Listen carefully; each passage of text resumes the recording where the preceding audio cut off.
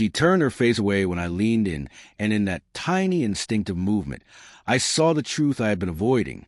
That was the moment I stopped trying, stopped pretending. I walked away from my marriage and never looked back. I never imagined something as simple as a kiss, or the refusal of one, could carry so much weight. But it did, that night. Her recoil told me everything I needed to know. Let me rewind, because the cracks began long before. We had been together 7 years. Her name was Camille, and she carried herself with a quiet elegance that drew people in. From the outside, we looked like the couple everyone envied. Steady, devoted, a picture of love that seemed unshakable. But appearances are fragile, and ours shattered slowly, piece by piece. The first warning signs were subtle. She started keeping her phone glued to her side. Where it once lay on the counter without a thought, now it traveled with her everywhere, even into the bathroom. The screen was always tilted away from me. Sounds muted, walls slowly rising between us. At first, I brushed it off. Work was demanding.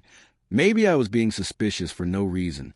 But once doubt finds a way in, it spreads quietly like poison. One night, she said she had to work late. Camille was a designer, never the type to stay past dinner.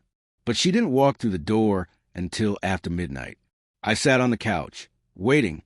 She smelled faintly of another man's cologne, of soap that wasn't ours. When I asked if everything was fine, she gave me a short answer about a last-minute meeting. I wanted to believe her. God, I wanted to, but her eyes told me otherwise. From then on, I watched closely. She began leaving more often, saying she needed alone time. Sometimes she came back cold and distant. Other times she overcompensated, laying on sudden affection that felt rehearsed. The one thing that cut deepest was a change in her kisses. They became brief, mechanical, barely more than formality. Gone was the warmth, the softness that once made me feel connected. I convinced myself it was just a phase, that every couple goes through rough patches. So I planned a weekend trip, a chance to bring us back to where we started. The drive was quiet. She smiled politely, offered short replies, but her mind was elsewhere. When we arrived, she didn't even unpack. Her phone buzzed constantly, though she avoided looking at it in front of me. That night, by the fire, I leaned in to kiss her, and she flinched. Just a slight recoil, but enough. Enough to rip the veil from my eyes. In that fraction of a second, I felt her rejection of me, not just my lips, but my place in her life.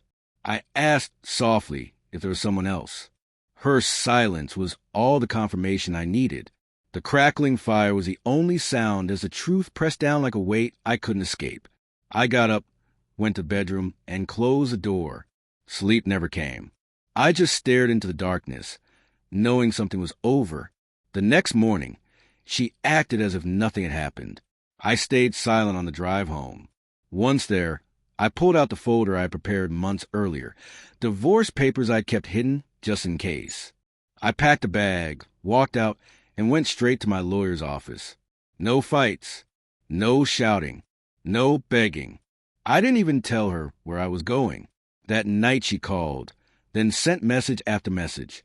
Regrets, excuses, promises that it didn't matter, that she still loved me. But it was too late. A kiss is supposed to be effortless, an unspoken truth between two people. When it's denied, when someone recoils instead of reaching back, it becomes louder than any confession.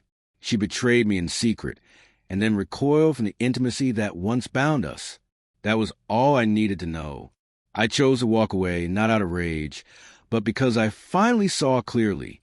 I wasn't going to fight for someone who had already surrendered me to another, and I've never once wished I had stayed.